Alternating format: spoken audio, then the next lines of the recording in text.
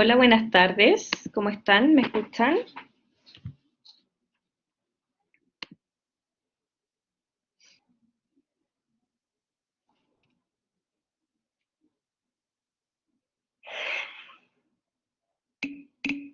Hola, ¿cómo están? Ya, después del día de furia, no hay problema, Anita. Después del día de furia de ayer, vamos a hacer la clase de valvulopatías. Espero que quede lo más claro posible, a pesar de que sea la clase online, pero si tienen algunas dudas el día lunes, cuando tengamos nuestra sesión presencial, las podemos discutir, ¿ya?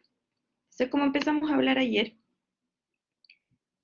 es que las valvulopatías son alteraciones que pueden ser estructurales o funcionales de las válvulas cardíacas, ¿verdad? Pero no solamente las válvulas, recordar que las válvulas son un conjunto de estructuras, ¿verdad? Que se pueden ver afectadas. Entonces tenemos, por ejemplo, las mismas valvas, las cuerdas, ¿ya? Y el anillo valvular, como se los conversaba ayer. Pueden ser congénitas o adquiridas, ¿ya? Y las podemos localizar.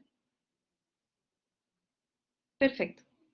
Y las podemos localizar en el lado izquierdo del corazón o en el lado derecho. Y recordemos entonces nuevamente la anatomía, que es muy importante, que tenemos la aurícula derecha, la válvula tricúspide, el ventrículo derecho, ¿ya? La válvula pulmonar, que es esta que está acá, y luego, cuando ya retorna la circulación pulmonar a través de las venas pulmonares, tenemos la aurícula izquierda, la válvula mitral, ¿ya? Y el ventrículo izquierdo, y del ventrículo izquierdo el tracto de salida es acá, ¿verdad? La válvula aórtica y finalmente hacia la circulación sistémica. Como les decía, estas pueden ser congénitas. Hay pacientes que nacen con estenosis de la aorta o estenosis de la pulmonar, siendo las del lado derecho mucho más infrecuentes que las del lado izquierdo. ¿Ya? Adquiridas, como les decía ayer, la fiebre reumática por este germen que se produce en la faringoamigdalitis, también puede ser en gérmenes de origen cutáneo, ¿ya? Que tienen eh, hay una alteración inmunológica, ¿verdad? Y estos complejos antígeno-anticuerpos van y se depositan en las válvulas y finalmente las destruyen.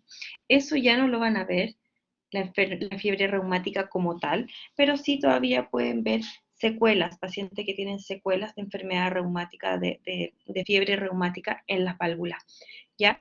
La cardiopatía isquémica, la endocarditis infecciosa, que es la bacteria ahí mismo, ¿ya? Otras como las calcificaciones, la fibrosis, espondilitis anquilosante, lupus, etcétera, ¿ya?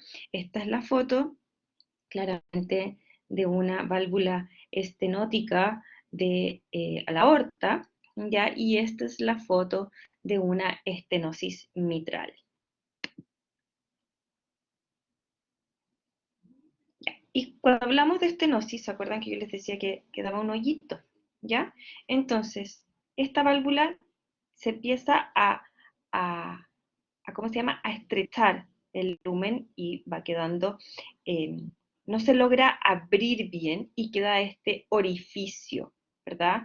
Y en la medida que este orificio, la estenosis es mayor, el orificio se va haciendo cada vez más pequeño. Esa es la estenosis. La válvula no se puede abrir bien, ¿ya? Porque está estenosada, ¿ya? Y queda un espacio que se va cerrando en la medida que la estenosis va pasando el tiempo, ¿verdad? Entonces, ¿qué es lo que pasa? Esto produce una perturbación y un flujo turbulento cuando se eyecta la sangre o cuando pasa a través de la válvula. Entonces, por ejemplo, en una estenosis mitral, esta se va a producir principalmente ¿cuándo va a pasar esta válvula? Cuando se abre en diástole, ¿ya? En cambio, en la estenosis aórtica se va a producir en sístole, porque ahí es cuando la válvula tiene que estar abierta, pero esta está abierta dificultosamente porque no está 100% abierta, ¿ya? ¿Qué es lo que produce finalmente, fisiopatológicamente, una estenosis valvular? Va a haber una sobrecarga de presión por detrás de las válvulas afectadas. Por ejemplo, si tengo una estenosis aórtica, voy a tener una sobrecarga de presión en el ventrículo izquierdo, ¿verdad? Y eso que va a provocar que el músculo cardíaco se hipertrofie, ¿ya? Y posterior a la hipertrofia, por supuesto, ya cuando los mecanismos de compensación se ven deficientes o se ven sobrepasados, se va a dilatar igual, ¿ya? Pero recuerden que el aumento de la presión, ¿ya? Porque el músculo tiene que hacer más fuerza, me va a provocar una hipertrofia. Ahora, ¿qué pasa cuando tengo una insuficiencia? Por ejemplo, una insuficiencia mitral. La mitral no es capaz de cerrarse adecuadamente, los veos no coaptan bien, ¿no? Quedan así como, les voy a mostrar unos fotitos, ¿ya?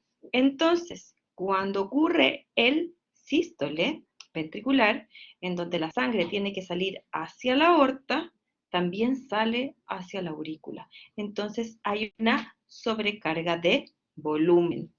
Y eso provoca dilatación de la cavidad que va por atrás de la válvula afectada, ¿ya? Ahora, yo puedo hablar de estenosis e insuficiencia y también puedo hablar de una enfermedad mitral o una enfermedad aórtica o sinónimo doble lesión valvular, ¿ya? Que es cuando coexiste la estenosis y la insuficiencia, generalmente hay predominio de una mayor que la otra, ¿ya? Ok, y acá tenemos, por ejemplo, el concepto de la estenosis y la insuficiencia. Acá yo tengo imposibilidad de abrirla 100%, fíjense, y queda como este espacio remanente. En la medida que va aumentando la estenosis, el espacio, el área, se va disminuyendo. Y es así como más adelante, cuando ya estén en cursos mayores, vamos a ver que puede haber estenosis leve, moderada o severa. Lo mismo que la insuficiencia. El grado de estenosis se mide por el área que queda acá y el grado de insuficiencia se mide principalmente por el reflujo que provoca, ¿ya? Y esta es la misma válvula aórtica que está insuficiente, que quiere decir que no se logra cerrar bien. Otros conceptos, que también un poco los vimos en la clase anterior, ¿ya? Que dependen de dónde están situadas las válvulas, ¿verdad? Y depende del ciclo, de la parte del ciclo donde se ve afectado. Entonces, acuérdense que durante el sístole abrimos las válvulas sigmoideas, que son la arteria, la pulmonar y la válvula aórtica, ¿verdad? Y sale el flujo desde los ventrículos hacia las respectivas arterias troncales, ¿verdad? Y durante el sístole, para que no se devuelva la sangre a las aurículas, se cierran la mitral y la tricuspidia. Yo creo que les he hablado tanto de esto que ya lo tienen súper incorporado, pero es importante que lo sigamos repasando, ¿verdad? Y durante el diástole, ¿qué es lo que pasa? Se cierra la aórtica y la pulmonar y se abre la mitral y la tricuspidia para que entre la sangre y se llene mi ventrículo, ¿ya? Ahora, la forma de instauración generalmente son crónicas, generalmente, ¿ya? Y como les decía, puede ser por todas estas patologías que les nombré antes, ¿ya? Cuando es crónica, voy a poner en marcha mecanismos compensadores. Entonces, cuando yo tengo una sobrecarga de presión, voy a tener una hipertrofia y posteriormente esa hipertrofia va a generar aumento del gasto en un principio, pero cuando este mecanismo empieza a fallar, finalmente se dilata, ¿ya? Y cuando tengo sobrecarga de volumen, se dilatan las cavidades, ¿ya? Generalmente estas son bien toleradas por los pacientes hasta que llega un punto en que o la estenosis se hace muy severa, ¿ya? O la insuficiencia se hace muy severa, o ya las alteraciones cardíacas compensadoras también ya se presentan como una insuficiencia cardíaca, ¿ya? Ya sea por bajo gasto o ya sea por aumento de presión retrógrada y congestión sistémica, etcétera, lo que ustedes ya lo hemos un poco conversado. Pero también hay una forma de instalación aguda y generalmente ahí el paciente se presenta como una disnea aguda, como un edema pulmonar agudo, y ahí el caso es distinto. ¿Cuáles son las causas de una valvulopatía aguda? Por ejemplo, un infarto agudo del miocardio con rotura de las cuerdas tendíneas, ¿ya? O con rotura del músculo papilar que sujeta el aparato subvalvular de la mitral, una trombosis, una endocarditis, porque acuérdense que estas bacterias que migran y se quedan, anidan en las válvulas cardíacas, pueden generar rotura de la válvula, incluso se pueden hacer hoyos en las válvulas, ¿ya? Trombosis, la disección aórtica. Si la disección aórtica ya parte desde la válvula hacia la aorta ascendente, puede conllevar una valvulopatía aórtica aguda, ¿ya? Ya. Y por último, de la generalidad de las valvulopatías, hablar un poquito de la anatomía. No sé si ustedes se acuerdan, ¿ya? Pero acá tenemos la válvula aórtica, que recuerde que generalmente son 3 velos. 1, 2, 3. Esto está cortado así como que la válvula es así, o sea, la salida de la aorta es así, se corta así y se abre, ¿ya? Como quien abriera una salchicha. O como quien abriera, no sé, una manguera para ver lo que está por dentro, ¿ya? Y acá fíjense que están las 3 valvas. Y acá esta es una imagen de un ecocardiograma cortada la válvula así, de forma como coronal, ¿ya? Y se ven las 3 válvulas o las 3 valvas cerraditas y bien coaptadas. Esta es una, eh, es una válvula durante el diástole, está cerrada, ¿verdad? Y es una válvula normal, ¿ya? Y acá tenemos la mitral. Fíjense la forma que tiene la mitral, no tiene valvas como tal, ¿ya? Miren la forma que tiene. Y tenemos el aparato valvular, que es todo esto, el anillo por el cual va sujeto, y el aparato subvalvular, ya que va por debajo. Y aquí tenemos las cuerdas tendíneas que se pueden romper, hay una fotito muy linda, que os la voy a mostrar después, y aquí están los músculos papilares que también se pueden romper. Ok, con estas generalidades vamos a partir hablando de la estenosis mitral. Ok, dijimos que eran los cambios patológicos y fisiopatológicos, o sea, todo lo que conlleva la reducción del área valvular, o sea, tenemos problema para abrir la válvula. Generalmente la etiología es reumática, no sé por qué, afecta principalmente a las mujeres, ¿ya? Y es súper lento este cierre y fusión que existe acá de las comisuras, se va estenosando, se van cerrando, ¿verdad? Se empieza a fibrosar todo esto y el área valvular es menor. Es significativo y da síntomas cuando está menor a 1,5 centímetros cuadrados, siendo lo normal aproximadamente 4 a 6. Entonces, claramente, cuando la sangre pasa por esta estenosis, ¿ya? Va a soplar, se va a crear un flujo turbulento, ¿verdad?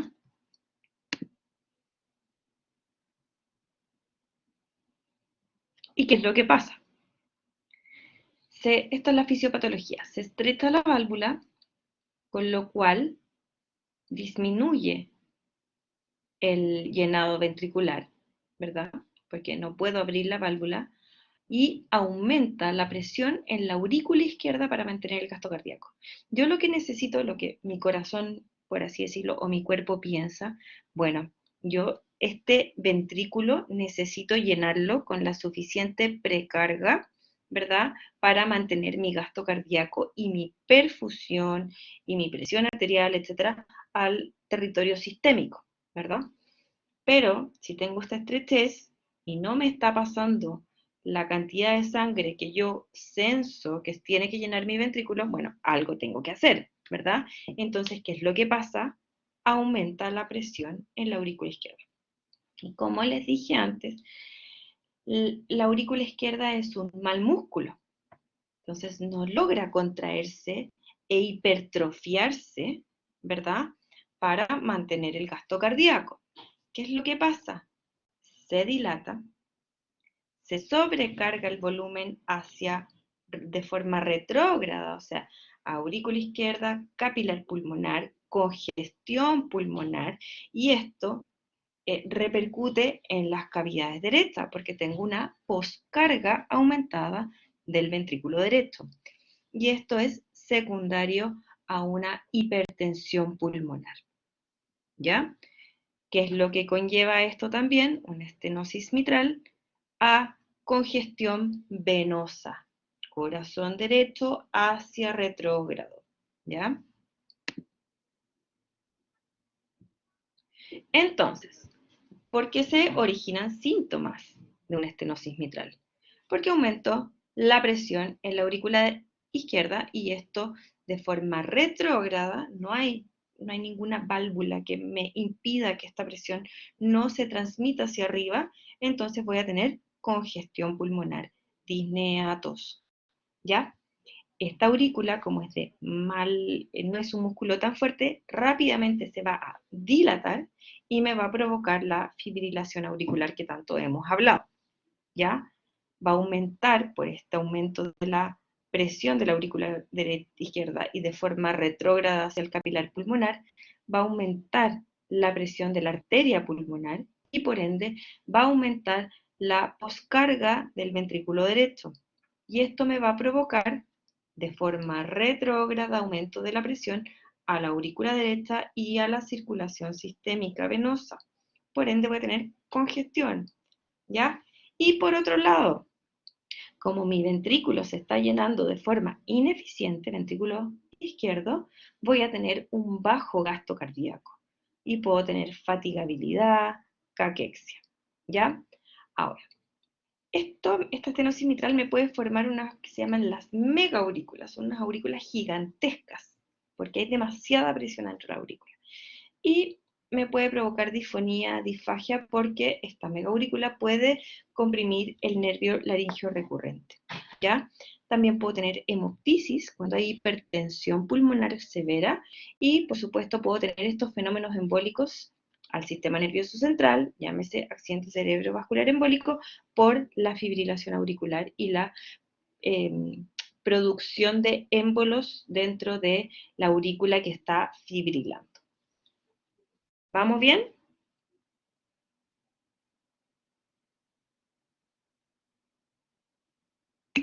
¿Sí? Ya, me interrumpen si tienen dudas, ¿ya? Muy bien, ya.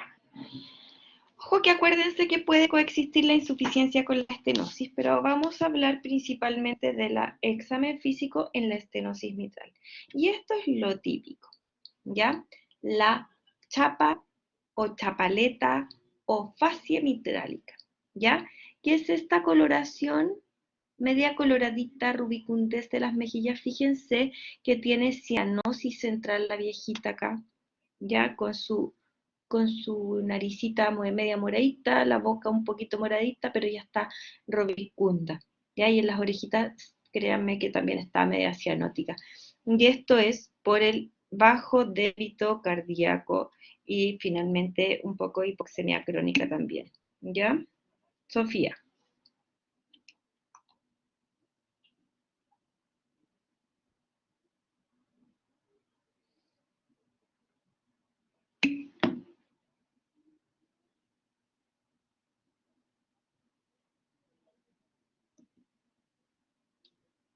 Lo vimos en la clase anterior, ¿te acuerdas? ¿Quién se acuerda?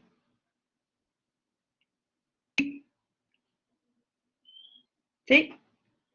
Generalmente la cianosis cardíaca es más bien periférica, ¿ya? Pero en este caso es parte de la fisiopatología, es parte de las características de la estenosis mitral, que se puede dar como con un poquito de cianosis más bien central, ¿ya? Puede ser también secundario a la hipertensión pulmonar que tienen estos pacientes también, que puede ser cianosis de origen respiratorio. ¿Ya? Ok. Obviamente voy a tener una paciente medio hipotensa. Acuérdense que el volumen de eyección, porque la precarga del ventrículo izquierdo está disminuida. Puedo tener un pulso arterial normal, pero puede haber arritmia completa por fibrilación auricular. ¿Se acuerdan que iba a tener el latido irregularmente irregular y con latidos que pueden ser de distinta amplitud y de distinta amplitud y se me olvidó la palabra. Ya pues niños. Ah, ya, no importa. De distinta amplitud. Recuerda que los latidos podían ser distintos, ¿ya?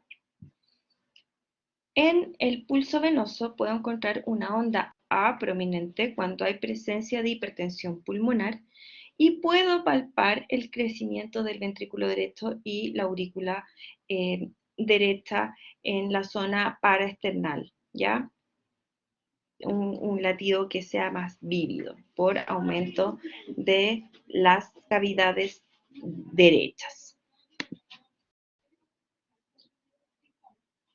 A la auscultación, ¿qué voy a encontrar? Si es que tengo el chasquido de cierre, porque la válvula está muy estenótica, está muy fibrocálcica, se puede escuchar cuando se cierra, ¿ya?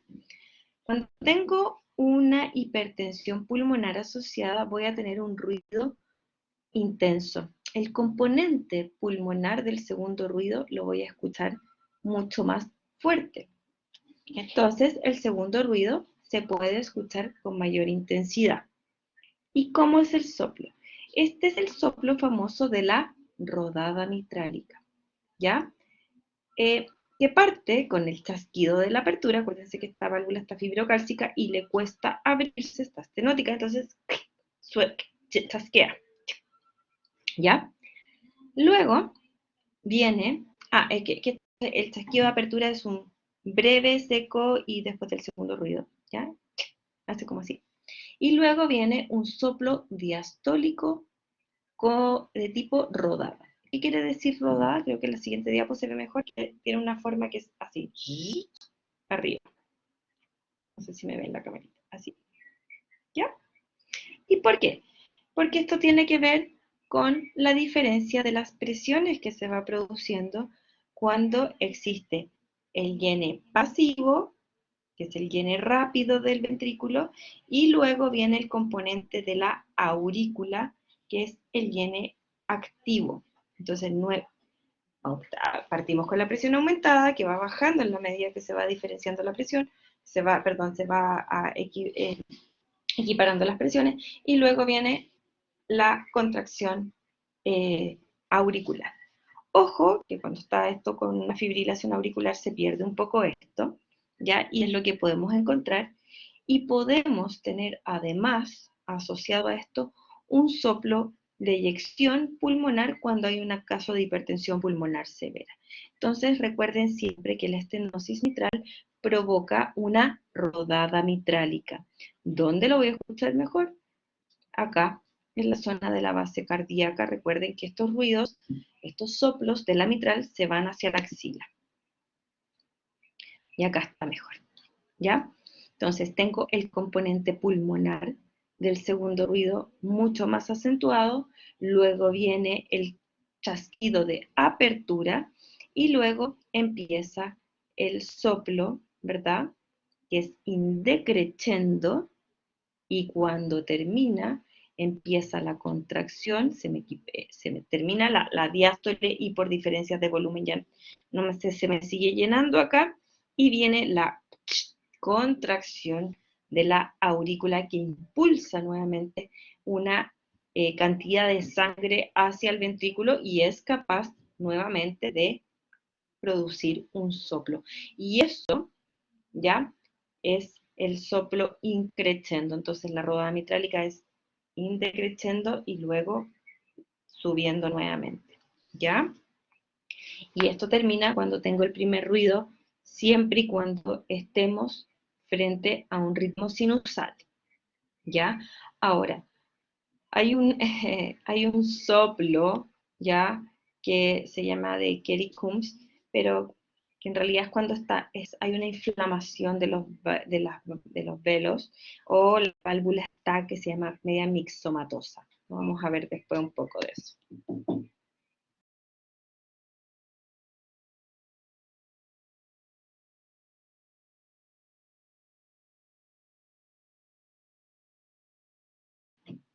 Ok. ¿Cómo vamos a confirmar el diagnóstico? En realidad, el diagnóstico lo va a sugerir el examen físico a través de la ocultación del soplo y todas estas manifestaciones que vimos. En la radiografía de tórax podemos encontrar un corazón con un ventrículo normal. Recuerde que aquí el problema no es del ventrículo, es de la válvula mitral hacia arriba. Puedo tener un gran crecimiento de la aurícula izquierda y signos de hipertensión pulmonar, ¿verdad? Y dilatación de las cavidades derechas. En el electrocardiograma puedo encontrar un crecimiento de la aurícula izquierda y esto está dado principalmente por una P, ¿ya? Que es una P más ancha, más grande y se llama la P mitrálica, que tiene como una melladura, para que ustedes sepan, ¿ya? Y además puedo tener una fibrilación auricular y puedo tener eh, evidencias de sobrecarga del ventrículo izquierdo. Pero finalmente lo que nos da el diagnóstico es el ecocardiograma, ¿ya? Nos va a informar sobre el daño y el área para ver el grado de estenosis mitral. Y fíjense que acá se ve la válvula que debería estar cerrada, ¿verdad? Porque estamos en el, perdón, debería estar abierta porque estamos, fíjense acá, donde estamos en el ciclo cardíaco, estamos en el sístole, debería estar abierta, pero no le cuesta abrirse 100%. Entonces, el área por donde pasa la sangre es mucho menor. ¿Dudas en relación a la estenosis mitral?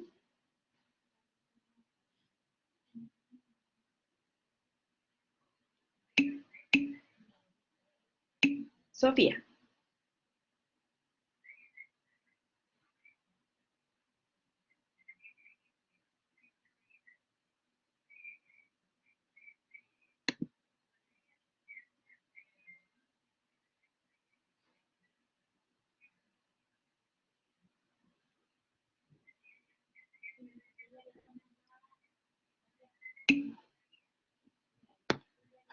Ok, sigamos. La insuficiencia mitral es cuando la válvula no es capaz de cerrarse eficazmente. Hay un cierre incompleto. Y cuando las válvulas mitrales tienen que estar cerradas durante el sístole para que la sangre no se devuelva. Entonces, fíjense que acá se observa la mitral así como les decía, así como una anémona, ¿ya? Que cuesta que se cierre. Entonces, cuando ocurre el sístole, la sangre, parte de la sangre se va hacia la aorta, pero un resto se devuelve hacia la aurícula, ¿ya? Acuérdense que la aurícula tiene menos presión, entonces es fácil que se devuelva la sangre hacia la aurícula, ¿ya? También puede ser por daño o ruptura de los velos, ¿verdad? Dilatación del anillo, que hace que finalmente queden las válvulas así como les digo, está como en forma de anémona, ¿ya? Se puede romper el aparato subvalvular, ¿ya? O también puede haber compromiso ventricular y por eso también se afecta la válvula. La evolución de la insuficiencia mitral puede ser aguda, crónica, ¿ya? Y dentro de las causas, la fiebre reumática nuevamente, la endocarditis infecciosa, la artritis, las patologías isquémicas, y es muy raro que alguien nazca con una insuficiencia mitral, es mucho más frecuente que sea una estenosis mitral, ¿ya? Y aquí nuevamente hablamos un poquito de la fisiopatología para que entiendan la clínica. Este cierre incompleto de la válvula provoca que durante el sístole regurgite la sangre hacia la aurícula izquierda. Entonces, no voy a tener una sobrecarga de presión, voy a tener una sobrecarga de volumen, ¿ya? Y esto provoca reducción en la presión del ventrículo izquierdo y por ende también voy a tener disminución del gasto cardíaco. Esta sobrecarga de volumen también va a provocar dilatación de la aurícula izquierda con una FA secundaria, ¿verdad? Y además, como esta sangre que refluye hacia la aurícula, después igual vuelve al ventrículo, finalmente voy a tener una sobrecarga en la diástole, porque me va a llegar más volumen de mi ventrículo izquierdo. ¿Y qué es lo que va a pasar? A diferencia de la estenosis, que no había mayor compromiso del ventrículo izquierdo, va a haber una dilatación del ventrículo, ¿ya? Obviamente esto luego después produce una insuficiencia cardíaca. Si es agudo, va a aumentar de forma aguda la presión pulmonar y voy a tener edema pulmonar agudo. Entonces, ¿cuáles son los síntomas? Síntomas de hipertensión nuevamente de la aurícula izquierda, congestión pulmonar, disnea, tos, dilatación de la aurícula izquierda, fibrilación auricular con sus complicaciones, hipertensión pulmonar, nuevamente con falla derecha y congestión visceral, y acá probablemente voy a tener mayor compromiso del gasto cardíaco, ¿ya? Cuando es aguda, recuerden que voy a tener un cuadro de disnea agudo y generalmente este se presenta como un edema pulmonar agudo, que es este cuadro que yo les decía medio catastrófico, que los pacientes llegan y suenan como una olla en ebullición, así como si estuvieran hirviendo los porotos, ¿verdad? Pueden tener desgarro mucotoico, ¿verdad? Que es medio como con burbujas, un desgarro eh, de origen pulmonar, obviamente, y como con aire entre medio, ¿ya? Y esto puede ser consecuencia de un infarto agudo del miocardio con rotura de la cuerda o del aparato subvalvular, o de una endocarditis infecciosa que se rompe la válvula. El examen físico igual varía según la etiología. Generalmente, los pacientes con insuficiencia mitral tienen un examen físico bastante anodino. ¿Saben lo que significa anodino? Como nada especial, hasta avanzado de la enfermedad. ¿Ya? La presión generalmente está normal, luego se hacen hipertensos. El pulso radial es pequeño, ¿ya? Porque el volumen sistólico es eh, eyectado es menor, disminuye, ¿ya? Pero la velocidad de eyección puede estar aumentada, ¿ya? Porque recuerden que finalmente se devuelve la sangre, hay mayor eh, presión, pero depende en qué etapa igual estemos, ¿verdad? Si tengo un ventrículo que está más hipertrófico o está más dilatado, ¿ya? A nivel de pulsos periféricos no hay tanto, perdón, pulso carotidio, y cuando ya esto avanza en el tiempo, voy a encontrar una dilatación del ventrículo izquierdo, o sea, voy a tener una cardiopatía dilatada. ¿Cómo voy a encontrar la auscultación en estos pacientes?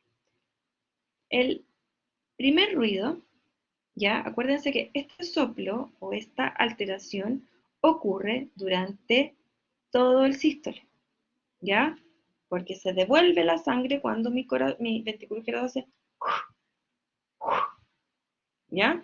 Entonces es un soplo sistólico que generalmente tiene forma, eh, es una forma rectangular, ¿verdad? Es generalmente simétrico, no tiene forma romboidal, no tiene la forma de rodada que ya habíamos visto, ¿verdad?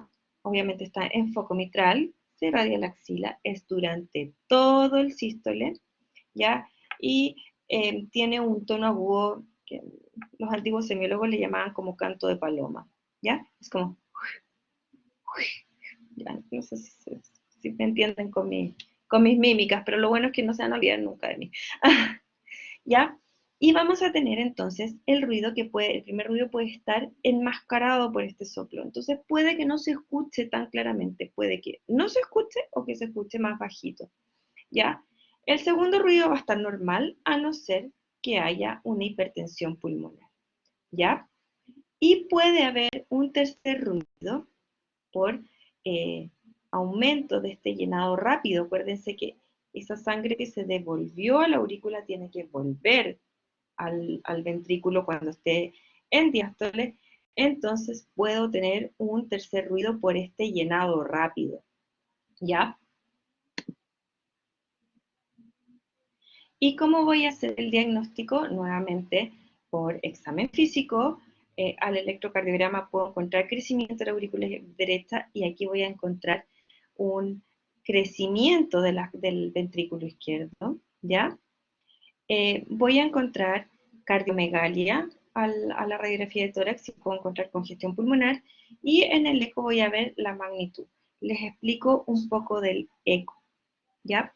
Acá está la onda, por así decirlo, ¿verdad?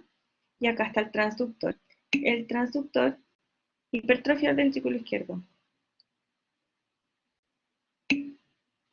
Entonces, acá está el transductor y acá está el ventrículo izquierdo y la aurícula. Se supone que durante el sístole, el volumen del ventrículo izquierdo se va hacia la aorta. Pero, ¿qué es lo que pasa acá?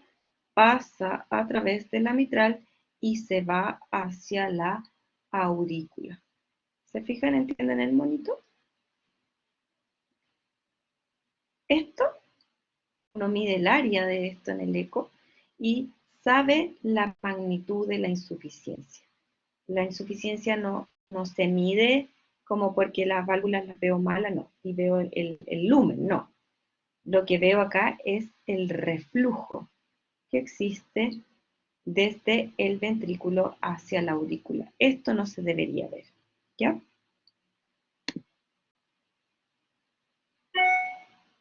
El prolapso de la válvula mitral ya es un tipo de insuficiencia. Y miren qué lindo, este es el dibujito que les dije.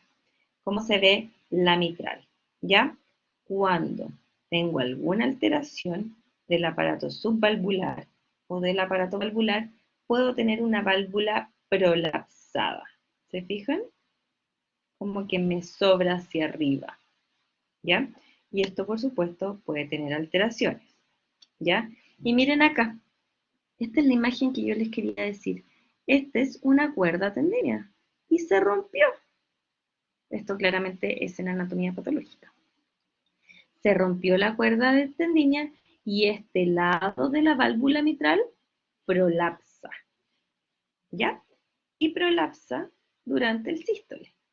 Obviamente porque la válvula queda insuficiente y cuando está el sístole ventricular, pasa desde el ventrículo izquierdo hacia la aurícula y este flujo pasa a llevar este pedazo de válvula que se rompió o que se soltó, por así decirlo. ¿Ya? Y generalmente la causa más frecuente es la degeneración mixomatosa idiopática, ¿ya? Porque las cuerdas se empiezan a hacer más largas, más delgadas. Esto tiene que ver con un tema del tejido conectivo, ¿ya? Que se acumula este material que es mucho más laxo, etc. ¿Ya? Y las valvas se ponen más blandas y finalmente prolapsan hacia la aurícula izquierda cuando el ventrículo se contrae, ¿ya? ¿Se ven qué linda la fotito? Y esto también tiene su semiología, ¿ya?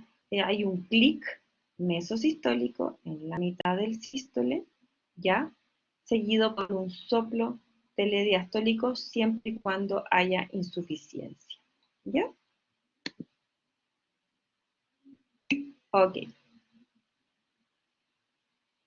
¿Se puede dar en los pacientes más jóvenes? Sí, tal cual, se puede dar porque no es algo adquirido así como en el tiempo, tienen un tema del tejido conectivo de la válvula. ¿Ya? Entonces, efectivamente se puede dar en pacientes jóvenes. Ya.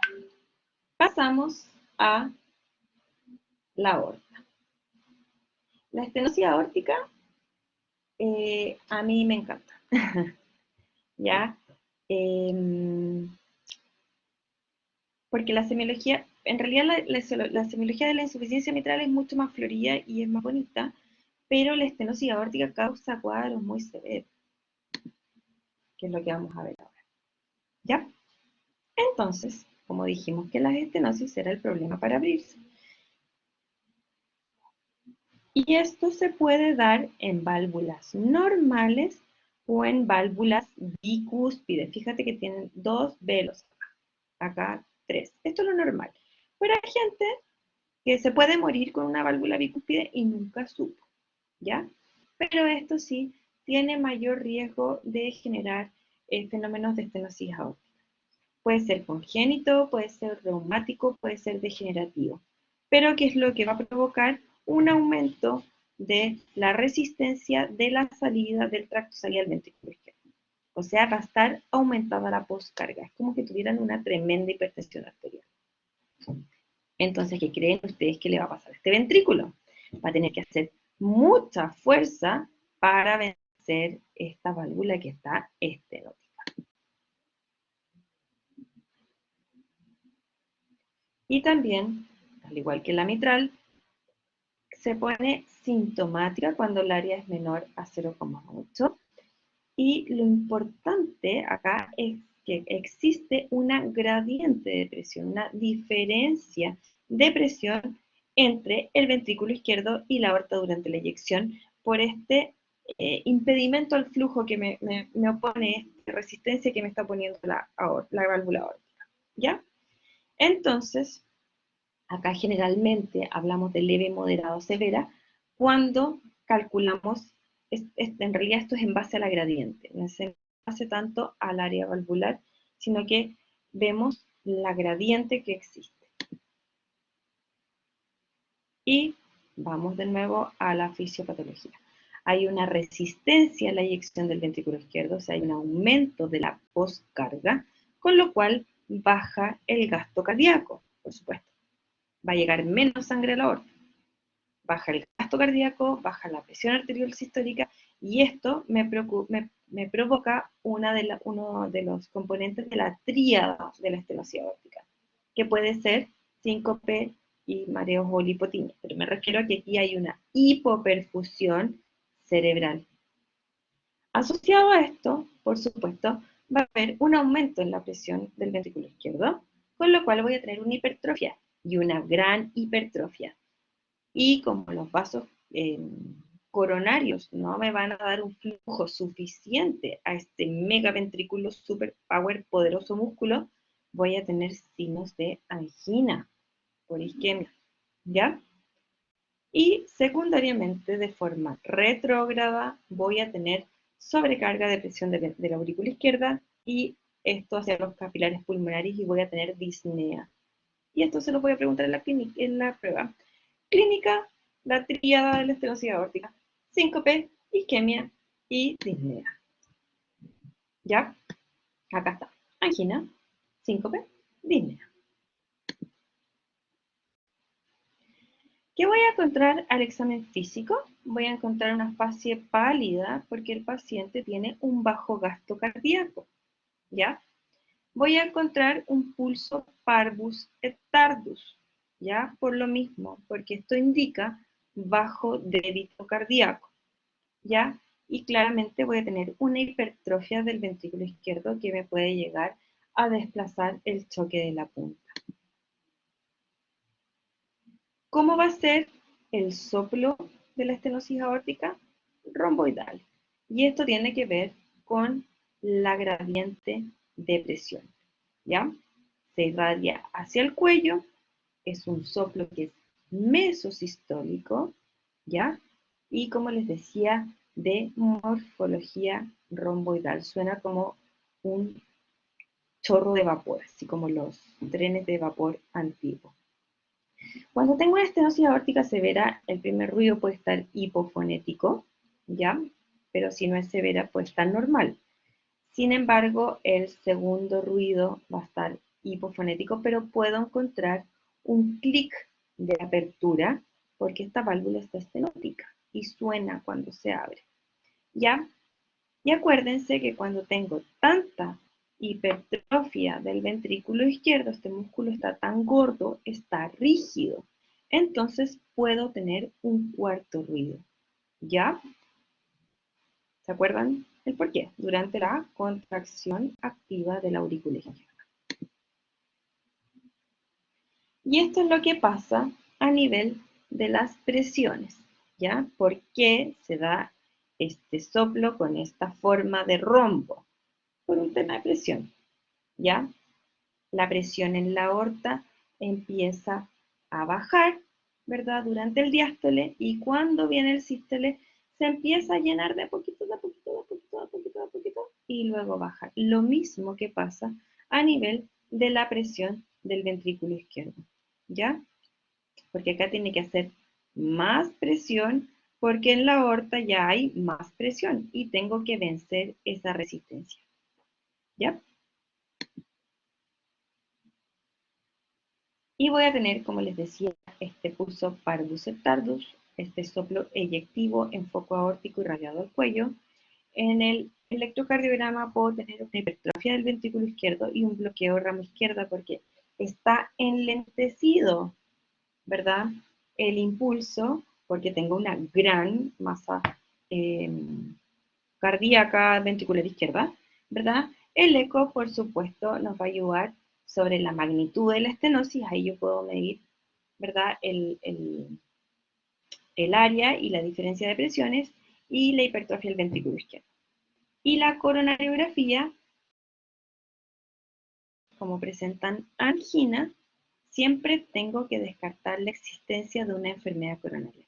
Es más, cuando yo quiero hacer un reemplazo aórtico, siempre tengo que hacer una coronariografía antes para descartar que no haya una patología coronaria intercurrente. Insuficiencia. Y esta, como les decía, es la que tiene la semiología como más linda. ¿Ya? Entonces, la válvula no se cierra bien y se me devuelve durante durante el diástole, hace un soplo que es aspirativo. Porque miren, me chupa la sangre que se me fue a la aorta, ¿verdad? Y regurgita la sangre desde la aorta hasta el ventrículo izquierdo. Entonces es un soplo diastólico. La etiología es variada, nuevamente la instalación puede ser aguda o crónica, ¿verdad? Y la etiología puede ser congénita o adquirida, ¿ya? Generalmente la insuficiencia aórtica se da harto en estos pacientes que tienen Marfan, que es una alteración del tejido conectivo. Fisiopatológicamente refluye la sangre eyectada desde la aorta hacia el ventrículo izquierdo, por lo cual voy a tener un aumento del volumen diastólico. Y acuérdense que cuando hay aumento de volumen, se dilata, hay una dilatación compensadora, ¿ya? Para aumentar el volumen de eyección del ventrículo izquierdo. Eso me va a provocar un aumento arterial, o sea, un aumento de la presión arterial sistólica. Pero además, como tengo una forma de compensar esto, es vasodilatando eh, eh, de forma sistémica y disminuyendo la resistencia arterial periférica, voy a tener una disminución de la diastólica. Y eso se llama aumento de la presión diferencial. Si la presión arterial normal es 120/80, yo puedo tener acá, por ejemplo, 60 con 160. No sé si me explico, ¿ya? Pero eso es el aumento de la presión diferencial. Si la presión diferencial normal son 40, acá puedo tener 40, 60, 80, ¿ya? Ok.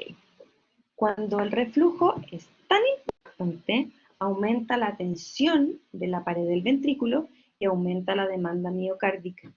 Y si tengo, obviamente, una alteración, aumento de la demanda miocárdica, ¿verdad? Y sabemos que las coronarias se llenan durante el sístole, ¿ya? Y esto va a estar mucho más tenso durante el sístole, perdón, durante el diástole, ¿ya? Se va a originar síntomas de isquemia, ¿ya? La contracción ventricular, obviamente, como se me devolvió el flujo, ahora tengo mucho volumen en este ventrículo, tiene que ser una contracción enérgica. Y la gente refiere palpitaciones. Y obviamente esto trae aumento de presión de forma retrógrada y obviamente también voy a tener signos congestivos. los latidos son tan fuertes, que va a causar algunos síntomas que les voy a mostrar, ¿ya? Se puede tener latidos precordiales, que el paciente los puede sentir o nosotros los podemos ver. Puedo tener angina y puedo tener eh, congestión de forma retrógrada. Ahora, cuando la insuficiencia es crónica, voy a tener una fascia aórtica y existe un signo que se llama el signo de Muset, que es el paciente que le late la cabeza, ¿ya? Es por el latido enérgico, no es porque tenga un tic, porque tenga Parkinson en la cabeza, no, es el latido enérgico, ¿ya? Y es sincrónico con el pulso. Eso mismo nosotros lo podemos encontrar, por ejemplo, en la língula. ¿Saben lo que es la língula, verdad? La campanita de la garganta, de la faringe, ¿ya? También se puede ver eso. Lo mismo puedo encontrar, por ejemplo, en el pulso carotidio, que va a estar muy amplio por estos latidos tan enérgicos y se llama la danza arterial o el baile arterial, ¿ya? Y el pulso puede ser Seller o un martillo de agua. Y se toma cuando yo le digo al paciente que tome así, estando de forma horizontal, ¿verdad? Y levantarlo sobre la aurícula. ¿Ya? Voy a tener un latido que aumenta de intensidad. Y cómo va a ser el soplo. Y como de suficiencia aórtica, que va a ser diastólico, ¿verdad? Y va a ser así, ¿verdad? ¿Por qué? Porque empieza más intenso en relación a la gradiente de presión. Y cuando la gradiente de presión se empieza a equiparar entre la aorta y el ventrículo, el soplo empieza a desaparecer. O sea, es un soplo indecreciendo, ¿ya? El primer ruido puede estar normal, el segundo ruido generalmente es hipofonético, ¿ya? Y el soplo, como les decía, se oculta mejor en el segundo espacio intercostal, ¿verdad? En el soplo aórtico y también podemos encontrarlo en el foco aórtico accesorio, ¿ya? Es holodiastólica y tiene esta forma indecrescendo con un timbre aspirativo. Ok, cuando el reflujo de la insuficiencia aórtica es muy masivo, ¿ya? Esto puede pegar hacia arriba y producir un ascenso de los velos de la mitral. Así de fuerte es, ¿ya? Y esto se puede escuchar con este soplo indecrescendo y luego un soplo de rodada mitrálica, ¿ya? Que se llama el soplo de Austin Flint, ¿ya? Este obviamente lo voy a ocultar mejor en el ápex y el axila porque es mitral.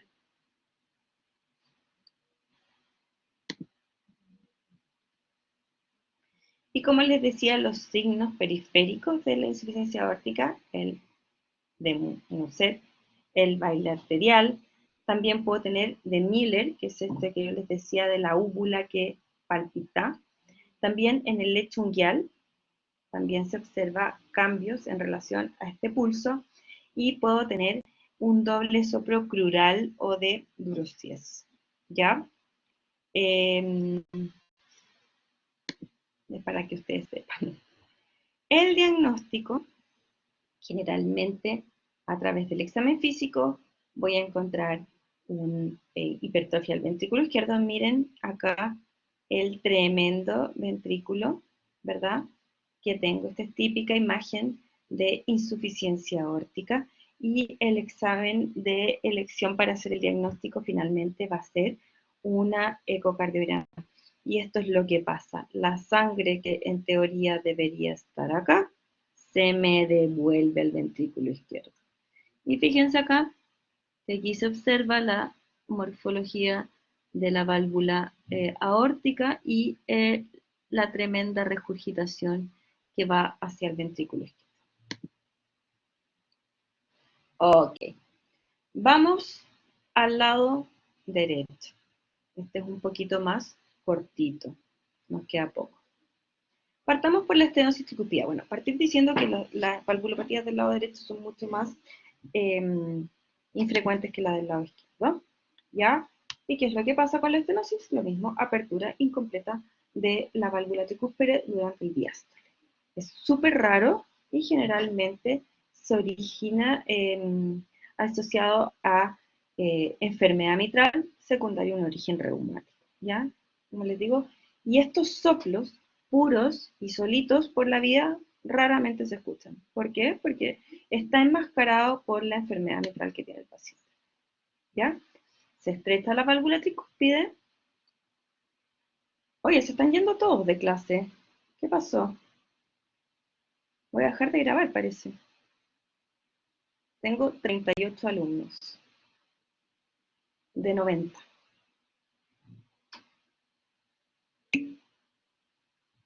Sí, se han ido varios. Justo. Antes no se me había caído ni uno. Y ahora se me están yendo todos.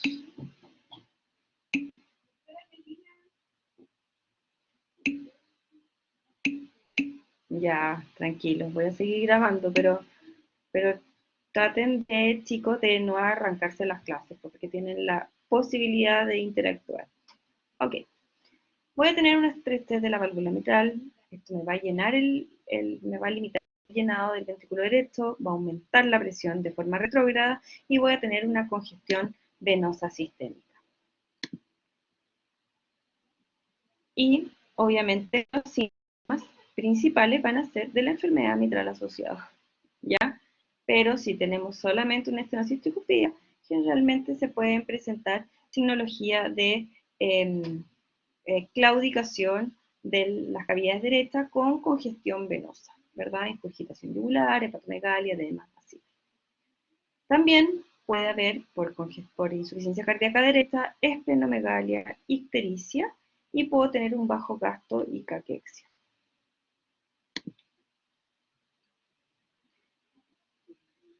Puedo tener una fascia tricuspidia que se llama fascia de aceituna, tiene un tinte medio cianótico y entre cianótico e ictérico, ¿ya? Y aquí es donde voy a tener la famosa onda gigante, onda en cañón, ¿ya? En la palpación abdominal también puedo encontrar este latido hepático. Generalmente todo esto son síntomas, o sea, en realidad son signos de insuficiencia cardíaca derecha. Y como les decía, es muy difícil de detectar un soplo en la estenosis tricuspidia, ¿ya? Porque es muy similar al de la mitral y es imposible hacer la diferenciación así tan fácil, ¿ya? Pero obviamente tiene la morfología muy parecida, el soplo es muy parecido al de la estenosis mitral, ¿ya? De acá un poco se trata de hacer una comparación entre la estenosis mitral pura y la estenosis tricuspidia pura. La estenosis tricuspidia es un poco más rasposo, es más corto, comienza en la protodiástole y no aumenta de intensidad hasta S1. En cambio, acuérdense que el de estenosis mitral va aumentando durante la diástole, ¿ya? Y se ve alterado obviamente por la inspiración, acuérdense del retorno venoso, ¿verdad? Y generalmente lo voy a encontrar en el foco tricuspide. Lo voy a confirmar a través de un ecocardiograma, porque ahí lo que veo, más que el grado de estenosis, es el gradiente de presión, ¿ya? Y puedo encontrar, obviamente, la alteración anatómica de la válvula tricuspidia. En el electrocardiograma voy a tener ondas P altas y picudas, y esto en realidad eh, es porque eh, la aurícula derecha va a estar mucho más dilatada. Acuérdense que es de donde sale el impulso. Insuficiencia tricuspidia.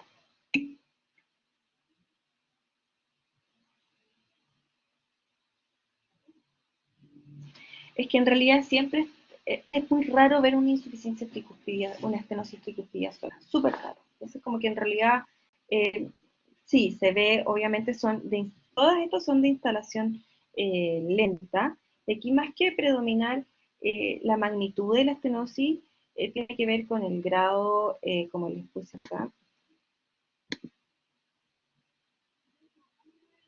el grado de la gradiente de presión, ¿ya? Y tiene que ver principalmente con la insuficiencia cardíaca derecha que esto genera y la congestión sistémica derecha, ¿ya? La insuficiencia es el cierre ineficaz de la válvula durante el sístole. Entonces, ¿qué pasa?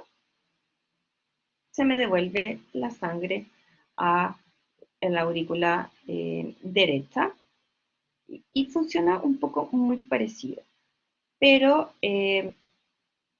muy parecido, digamos, a lo que pasa con la insuficiencia mitral, pero acuérdense que esto afecta el territorio sistémico, entonces me va a provocar insuficiencia cardíaca derecha. También es raro encontrar una insuficiencia tricuspidia sola, ¿ya? A veces nos ayuda mucho ver el reflujo tricuspidio para calcular de forma indirecta la hipertensión pulmonar que tienen los pacientes en el ecocardiograma, ¿ya? Y también puede ser funcional, ¿ya? Por valvulopatías izquierdas, por cardiopatía isquémica, por hipertensión pulmonar o por hipertensión arterial, que son generalmente todas las alteraciones que dilatan al ventrículo derecho de forma secundaria, ¿ya?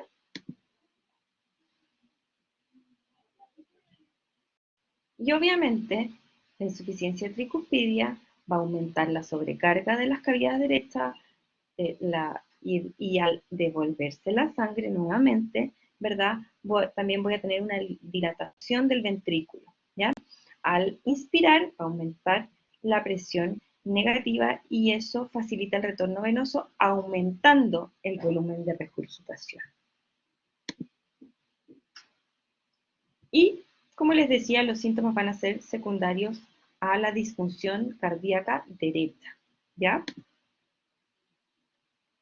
¿Qué voy a encontrar al examen físico? Ingurgitación yugular, ¿verdad? Un pulso venoso con una onda V gigante. Voy a encontrar hepatomegalia, con un reflujo hepatoyugular que va a ser positivo y un latido hepático presente, ¿ya? Y acá muchas de las cosas que voy a encontrar van a ser secundarias a la hipertensión pulmonar. Ruido 1 y primer ruido hipofonético, segundo ruido hiperfonético, ¿ya?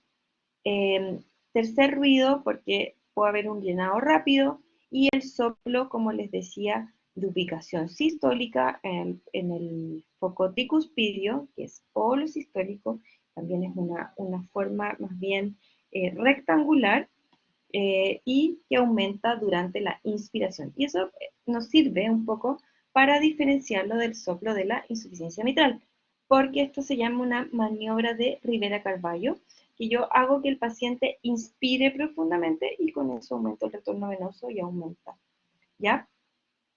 El soplo y debería disminuir en expiración o con balsa. ¿Cómo lo confirmo? Mediante el jet de regurgitación que ocurre en la sístole desde el ventrículo derecho hacia la aurícula. Acá también nuevamente se ve clarito. Este chorro de sangre que se ve por acá no debería regurgitarse, no debería verse, y es lo que sale del ventrículo derecho cuando hay una válvula insuficiente. Y por último, insuficiencia pulmonar. Rarísima, ¿ya? Es la insuficiencia de la válvula, ¿ya? Para cerrarse. Entonces, ¿qué es lo que pasa? También hace una aspiración desde el flujo pulmonar hacia el ventrículo derecho durante la diástole. Nuevamente, es un soplo aspirativo diastólico. Y como les decía, generalmente es asintomático, lo vamos a confirmar con una ecocardiografía y es súper raro, ¿ya? Pero es importante que sepan que la causa más común de insuficiencia pulmonar es la hipertensión pulmonar secundaria. Hay otras que pueden causar insuficiencia pulmonar como una endocarditis, ¿verdad? Una reparación de una tetralogía Fallot, o una dilatación idiopática de la arteria pulmonar, o una valvulopatía congénita. Pero quédense con el concepto de que la causa más común es la hipertensión pulmonar. ¿Qué es lo que pasa en la fisiopatología? Tengo esta válvula que está insuficiente, regurgita el volumen desde la arteria pulmonar hacia el ventrículo derecho y esto nuevamente me va a provocar insuficiencia cardíaca derecha. ¿Ya? Como les decía, generalmente es asintomática o los síntomas aparecen porque están relacionados con la hipertensión pulmonar. ¿Ya? Y podemos encontrar insuficiencia cardíaca derecha. Y a la auscultación voy a encontrar un soplo protodiastólico en sístole, ¿ya? Con un componente pulmonar disminuido. Y por último vamos a hablar 3 diapositivas un poco para que les quede el concepto de la hipertensión pulmonar. La hipertensión pulmonar es todo aquello que me pone obstrucción al tracto de salida del ventrículo derecho porque hay una vasoconstricción, ya sea primaria, que no le encuentro mucho la causa, o secundaria a otras causas, ¿verdad? Del ventrículo derecho. ¿Y esto qué es lo que me va a afectar? Dilatación del ventrículo derecho. Entonces, por ejemplo, si yo tengo un TEP, un tromboembolismo pulmonar, acá se me vino el trombo que venía desde las venas, de las piernas, se me fue a la aurícula derecha, se me fue al ventrículo derecho y se fue a la pulmonar y se enclavó en la pulmonar. ¿Por qué? Porque los capilares son delgaditos. Este trombo me puede generar hipertensión pulmonar porque es una obstrucción del flujo, ¿ya? Esta es una hipertensión pulmonar secundaria. Lo mismo ocurre con los pacientes hepáticos que pueden tener hipertensión pulmonar secundaria o cuando ya tengo un problema de las cavidades izquierdas tan importantes que esta insuficiencia cardíaca izquierda se me derechiza, también puedo tener hipertensión pulmonar. Y la hipertensión pulmonar tiene su clínica. Disnea de esfuerzo, fatigabilidad, puedo tener dolor torácico, síncope e insuficiencia cardíaca derecha. ¿Ya? ¿Y cuáles son los signos clínicos más importantes de la hipertensión pulmonar? Voy a tener, obviamente, un aumento del segundo ruido, que va a ser el componente pulmonar, ¿ya? Puedo tener desdoblado el segundo ruido, porque la pulmonar se demora más que la aórtica. ¿Se acuerdan que habíamos conversado del desdoblamiento del segundo ruido? Y puedo escuchar este soplo sistólico al igual que de la válvula aórtica, pero la diferencia es que no se irradia hacia el cuello, no es aórtico, es pulmonar, ¿ya? También cuando la hipertensión pulmonar es tan importante, se me puede dilatar, ¿verdad? La válvula o el aparato valvular y también puedo tener un soplo diastólico aspirativo, ¿ya? Y voy a tener, como les decía, un gran corazón derecho, por así decirlo, porque necesito fuerza para vencer esta resistencia y puedo palpar el ventrículo derecho, ¿ya? Y voy a tener una onda B gigante. Como yo les decía, ¿se acuerdan que cuando tengo hipertensión pulmonar la evaluación de las yugulares no es tan evidente porque las voy a tener generalmente siempre medias ingurgitadas? Y esa es la clase de valvulopatías, chicos. Mañana también online, insuficiencia cardíaca creo que nos toca. El día lunes vamos a ver cardiopatía coronaria y el día martes, que va a ser online, porque recuerden que les quiero mostrar eh, más que nada el tema de los soplos, podemos ver rápidamente también un poquito de endocarditis, que ahí también es cortito. Y ahí con eso nos ponemos al día. ¿Les parece? Gracias a ustedes, chicos, y también gracias por haber aguantado a la profesora que ayer estaba furiosa, pero nivel Dios, pero hoy día ya se me pasó. Así que estén súper bien. Nos vemos mañana por acá y que les vaya súper bien. Chao.